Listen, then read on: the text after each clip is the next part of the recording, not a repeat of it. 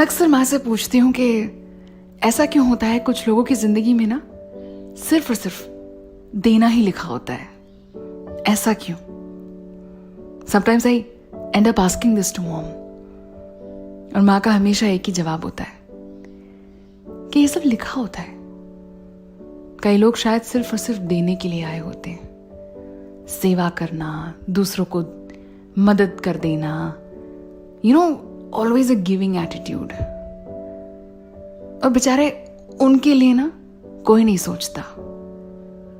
वो अपनी सारी जिम्मेदारियां निभाते हैं, सब कुछ करते हैं, छोटों से प्यार, बड़ों की इज्जत, अपनी सारी जिम्मेदारियां निभाते हैं।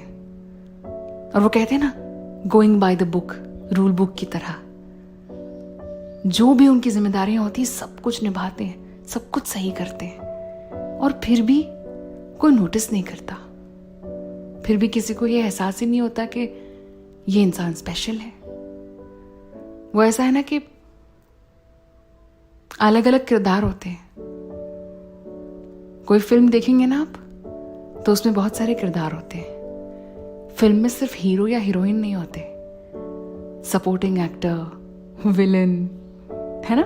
उसी तरह से अगर आपको ये लगता हो ना कि आप हीरो नहीं है अपनी कहानी के, या हीरोइन नहीं है, तो ये गलत है। अगर फिल्म चल रही है ना, ऊपर बैठा डायरेक्टर पिक्चर चला रहा है,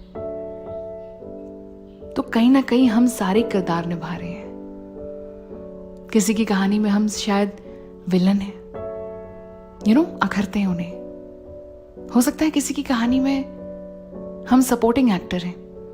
कोई ऐसा दोस्त जिसे हमेशा पता है कि आप उसके आधी रात को फोन करने पे भी ना उसकी मदद के लिए दौड़ोगे।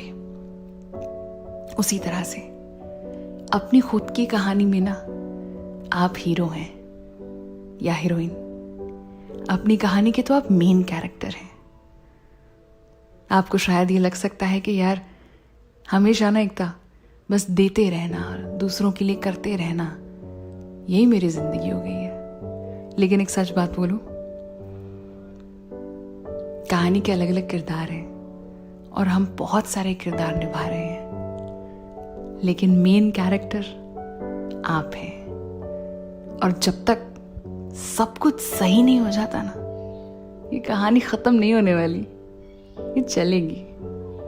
हर रोज एक नया मोड़, हर रोज एक नई लड़ाई, हर रोज कोई नया सपोर्टिंग एक्टर, कोई नया विलन, लेकिन कहानी खत्म नहीं होगी।